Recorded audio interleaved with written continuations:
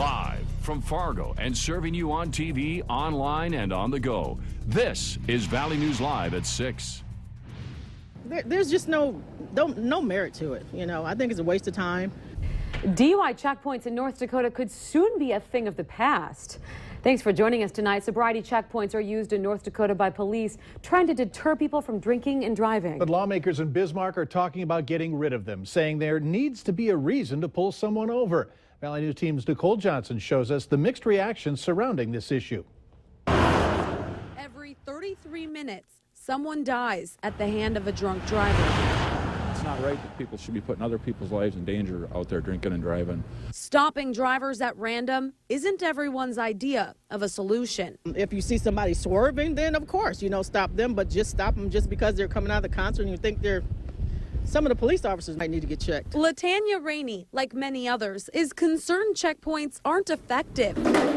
In fact, a study in West Virginia found only 3% of those stopped were actually arrested. To me, it's pretty sad because, with the Constitution and all the laws, I mean, they just don't stick by them. Me being a woman of color, I just don't have much merit in it. Fargo police argue they're a good tool to keep drunk drivers off the road. Public should be protected from that kind of thing. And when you've been tagged as the drunkest state in America, There's not a lot to do up here, really, it doesn't seem like. So I guess I found myself in the bars a lot over the years. Jesse Rorick admits he's been arrested for drunk driving and isn't opposed to the checkpoints. If you would have asked me 10 years ago, I'd say absolutely not, get rid of them. But, really, they're putting other people's lives in danger. And others just don't mind. If I was late for work and they stopped me, it'd probably bother me, but I don't care. Nicole Johnson. That's one nice thing about not drinking, is not having to look in your mirror. Valley News Live. Checkpoints cost thousands of dollars, primarily in overtime pay to the officers, and are funded by the federal government. Some believe the money can be better spent. Others say it's a price they're willing to pay if it saves someone's life. Now, it feels more like June out there than January. Normally, temps are around that 30-plus degrees colder than this. But this warm weather is causing trouble for some seasonal businesses and even winter activities. Valley News Team's Ashley Bishop joins us live to tell us where you unfortunately can't go right now to lace up your skates. Ashley? That's right, Steph. I won't be lacing these up anytime soon. That's because the 10 outdoor ice rinks here in Moorhead are closed today. And it's just too warm to go on the ice. The ice is too slushy.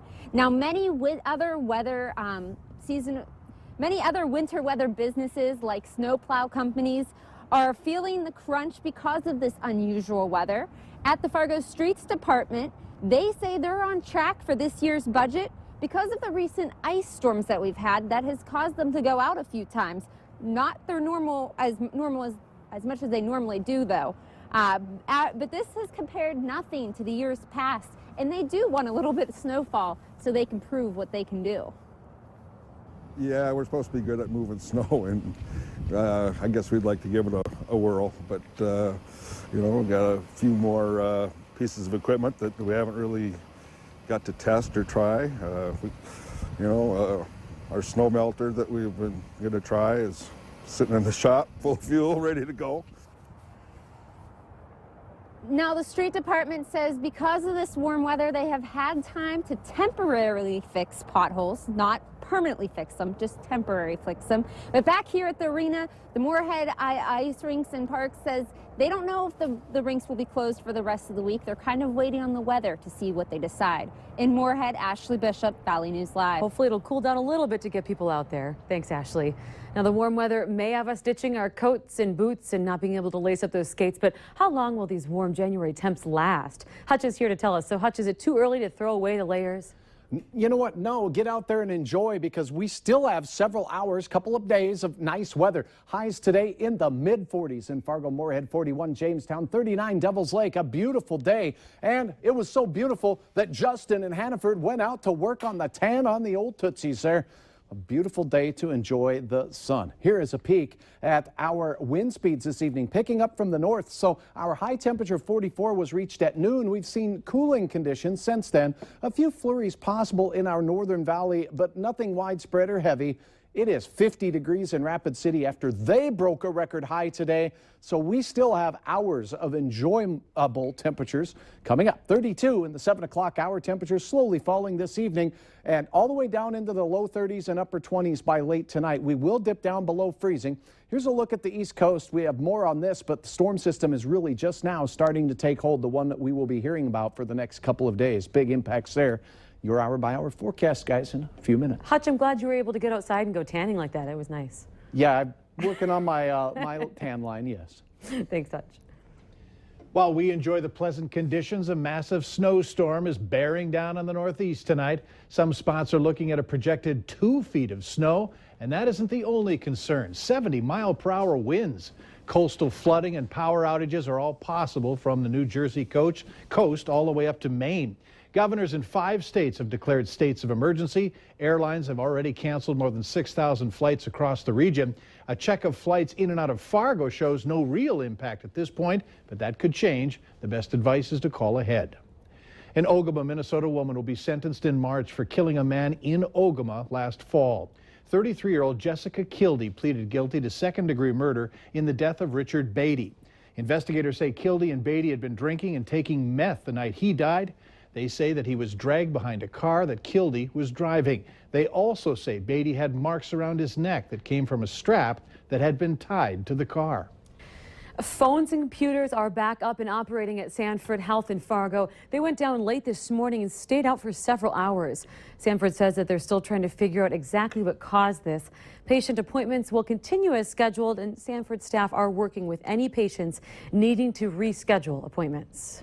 A new off-site swimming policy is in place for a West Fargo child care center. Well, the change was required by the state after an investigation into the near drowning of 2 4-year-old boys. Employees of the Sunrise Sunset Child Care Center took a group of kids to the Governor's Inn pool in Castleton last November. According to the state administrator for early childhood services, although there were enough daycare staff members there watching the kids, they were in a harmful environment and supervision was not adequate. The child care center director will now meet with each staff member prior to any swimming activity. The center will also talk about swimming abilities and concerns of the children with each staff supervisor. The 2 4-year-olds have since returned to the daycare. Police want the community to know that there is no threat to the public after the sexual assault that happened near MSUM over the weekend. It's still under investigation, but police say that they've discovered the victim knows the man accused in the assault, and police believe alcohol may be a factor in this case. No arrests have been made, but according to dispatch logs, it happened around 3 a.m. on Friday on 6th Avenue South. That runs parallel to campus. This year, 2 other alleged assaults have happened on the MSUM campus. Now, if you need help uncovering fraud and corruption in your community, call our whistleblower hotline, and we will do our best to get to the bottom of it. Call 701-237-6576. Leave your tip with us, and a member of our investigative team will get on the case and go to work exposing the truth. Security guards at West Acres Mall now carrying new equipment, body cameras. They sure are, and officials with the mall say the main reason is to deter shoppers from causing problems. Valley News Team's Bradford Eric takes a look at this new equipment that seems to mark a trend for law enforcement and security agencies all across the country. President Obama has petitioned Congress to supply money to equip police departments with body cameras across the nation. Here in the Valley, the Grand Forks PD just purchased a number of them.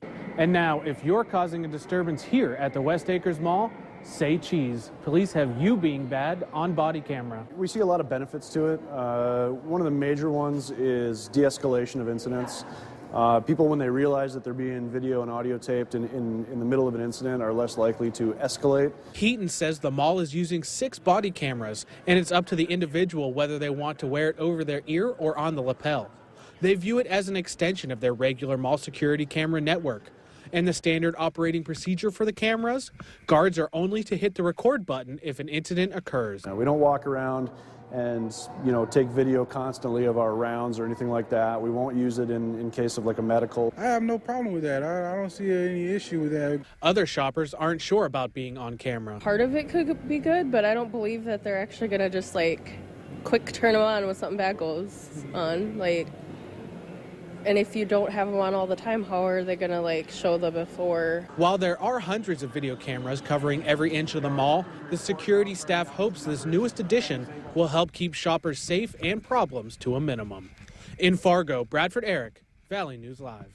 And so far, so good. Officials at the mall say the cameras have been around for a few weeks now, and they have not yet had to use them. The average price for a gallon of gas in North Dakota has dipped below $2 a gallon. That hasn't happened in 6 years. The statewide average is now $1.98. A year ago, $3.20. Here in the eastern part of North Dakota, we've been enjoying the below $2 a gallon price for about 3 weeks. But both AAA and the Lundberg survey are warning we may be at or nearing the bottom. Lundberg says wholesale prices are rising and will soon show up at the pump. As for AAA, they're saying the seasonal demand for gas and spring maintenance will likely mean a boost of about 30 to 50 cents a gallon. AAA also says they still expect gas to stay under $3 for the year. You can't really complain about that. No, never. Never at all. Cheap. Exactly. Well, later on Valley News Live at 6, some big financial help comes through to help homelessness in our region. And a huge kink in the jet stream causing quite a disparity of weather across the nation. Warm to the west, a blizzard taking shape out to the east. Your hour-by-hour forecast is next.